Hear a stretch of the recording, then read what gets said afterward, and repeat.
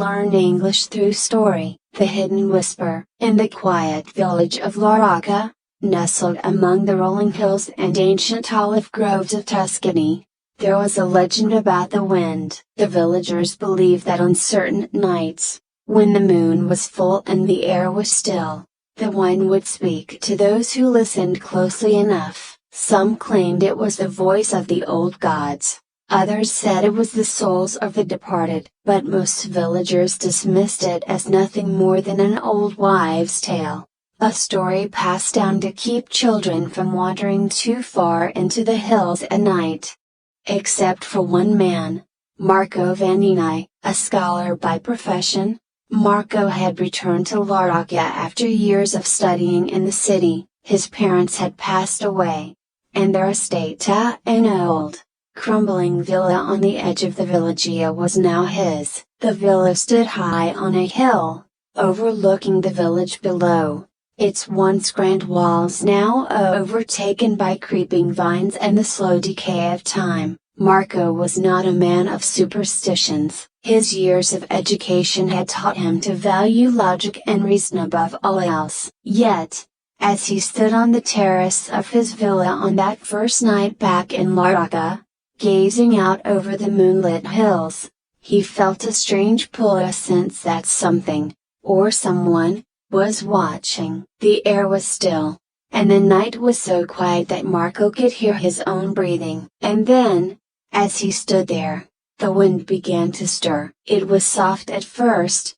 barely noticeable, but as it moved through the trees and over the hills, it seemed to carry with it a whisper. Marco frowned, telling himself it was nothing but the rustle of leaves or the distant call of a night bird. But the sound grew clearer, more distinct, as if the wind itself were trying to speak to him. He strained his ears, trying to catch the words, but they slipped away just as quickly as they came. Shaking off the airy feeling, Marco returned inside, dismissing the experience as nothing more than his imagination. But the whispering wind returned night after night. No matter how he tried to ignore it, the soft, almost human murmur would drift into his ears, especially when he stood alone on the terrace, the wind brushing against his skin like a cold breath. Determined to understand what was happening, Marco began to research the local folklore, something he had never taken seriously before. He spoke with the village elders, who only gave him cryptic smiles and vague warnings about listening too closely to the wind. He scoured old books, searching for any mention of the wind's whispers, but found little more than fragmented tales, full of ambiguity and mystery.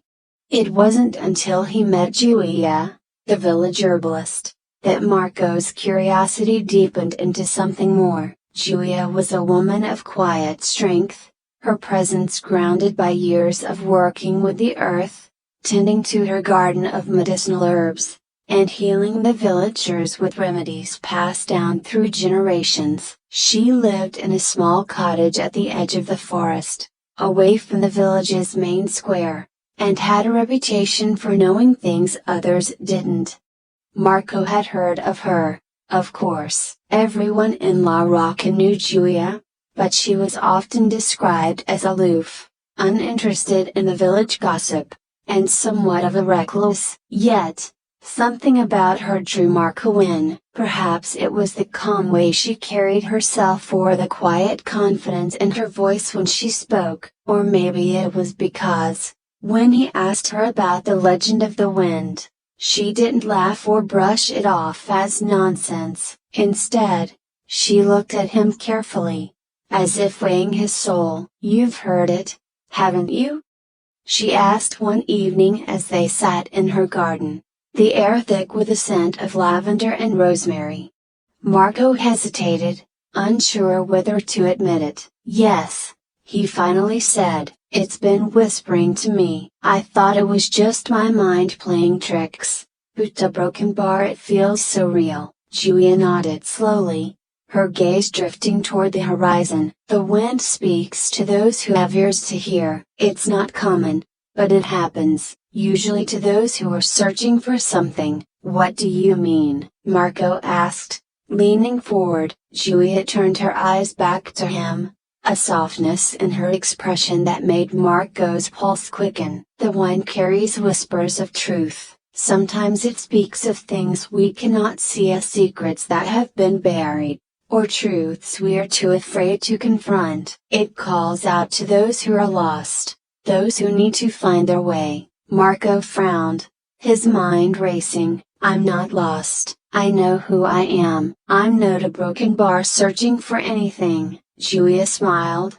but there was sadness in it. "Aren't you?" Her words lingered in Marco's mind long after he left her cottage. As the days passed, the wind's whispers grew more insistent, as if urging him to listen more closely, to pay attention to what it was trying to say. At first, he fought it, refusing to believe that the wind could carry any sort of truth. But slowly, almost against his will, Marco found himself drawn to the terrace every night, standing in the same spot, waiting for the wind to speak. And speak it did. One night, as Marco stood under the full moon, the wind swept over the hills, carrying with it a clear and unmistakable whisper. This time, Marco heard the words as if they were spoken directly into his ear. "Find her." The words sent a chill down his spine. He turned, half expecting to see someone standing behind him, but the terrace was empty. The only sound was the wind, rustling through the trees. "Find who?" Marco whispered into the night, his heart racing, but the wind had fallen silent. Over the next few days, the whispers became more frequent, always carrying the same message: "Find her."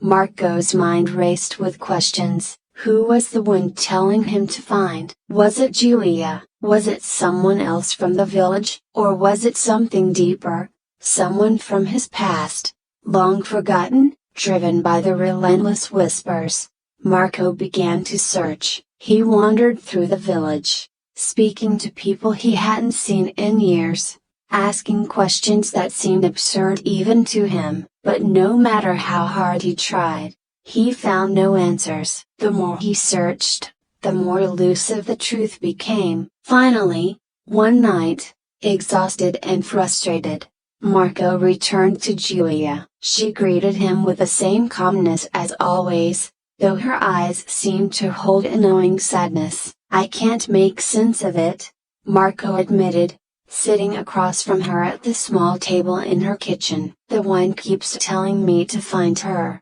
but I don't know who it's talking about." Julia watched him for a long moment before speaking. "The wind doesn't always speak plainly. Sometimes it calls us to look deeper, to search within ourselves." Marco frowned. "What do you mean?" Julia took a deep breath. "I think the wind is asking you to find something you've lost, Marco. Not a person, but a part of yourself." Her words struck him like a blow. "A part of myself?" Julia nodded. "You've been running, haven't you? Running from something you've buried deep. The wind is telling you to stop running and to face it." Marco's chest tightened. He opened his mouth to deny it, to protest, but the truth was already unraveling in his mind. He had been running from the memory of a love he had lost years ago, a love that had torn him apart and left him hollow. Her name was Elena,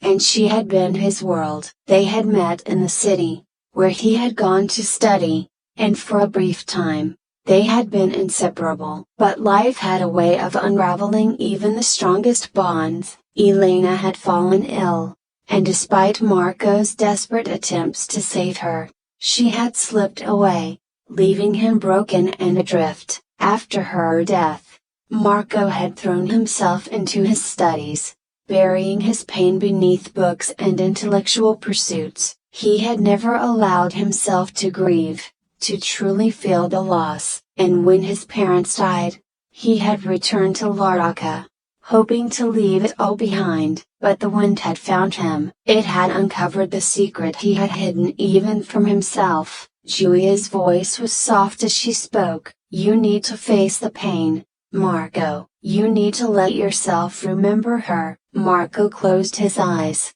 the weight of her words sinking in. He had spent so many years running, so many years pretending that he could move on without confronting the grief that had consumed him. But now, the wind had stripped away his defenses, forcing him to see the truth. I don't know if I can, he whispered, his voice thick with emotion. Julia reached across the table, her hand warm as it covered his. You can, and when you do, the wind will stop whispering. Marco spent the next few days in solitude, allowing the memories of Elena to wash over him. At first, it was unbearably the ache of her absence, the hollow emptiness where she had once been. But as the days passed, he began to find a strange peace in the pain. He remembered her laugh, the way her eyes sparkled when she spoke, the softness of her touch, and with each memory,